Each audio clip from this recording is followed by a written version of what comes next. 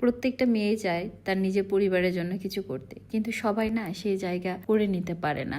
ছোটবেলাতে হয় বাবা মা বিয়ে দেয়, নয়তো ঘাত প্রতিঘাত ফ্যামিলির বিভিন্ন অসুবিধার কারণে ছিটকে পড়ে যেতে হয় আমাদের লাইন থেকে। আমরা একটু ট্রাই করলে হয়তোবা সবাই পারে নিজের জায়গা থেকে বেটার কিছু করতে। আর জানেন না, দিন শেষে যখন নিজের বাবা মা ভাই বোন সন্তানের জন্য যখন কিছু করা যায়, সেটা যে কি যে আনন্দের। আর তার পাশাপাশি যদি হয় সব আত্মীয় স্বজনের জন্য, তাহলে তো কথাই নাই। দিতে সবারই ভালো লাগে, নিতে কিন্তু অনেক কষ্ট। কেউই চায় না দুই হাত পেতে কারো কাছ থেকে কিছু নেই নিজের মান সম্মানটাকে খেয়ে। সবাই চায় দুই হাত জুড়ে কাউকে দিতে, কিন্তু সেখানে আমরা সবাই ক্যাপাবল হয়ে উঠতে পারি না। ছোটবেলা থেকে আমি নিজের পায়ে দাঁড়াতে চাইতাম, তবে আমার খুবই ইচ্ছা ছিল হাউস ওয়াইফ হওয়া, খুব ভালো একটা বউ হব, কিন্তু সেই বউ হওয়াটা আমার আর হয়নি। এখন যাই করি আলহামদুলিল্লাহ নিজের পরিবারের জন্য কিছু করতে পারি। আজকে বাইরে বৃষ্টি হচ্ছিল, শোরুম বন্ধ করে 11টার দিকে বাসায় যাইতে দেখলাম রিচম্যান খোলা আছে। অনেককে বললাম চল একটু যাই ঘুরে আসি, আর বলতেই এসে বাবার জন্য একটা সাদা পাঞ্জাবি, বড় বাবার জন্য একটা পাঞ্জাবি, আমার ভাইয়ের জন্য কাপড় চুপড়। মানে কুরবানি তো ছেলেরা বেশি খাটবে, তাই ভাবছি ছেলেদের জন্যই শুধু শপিং করব,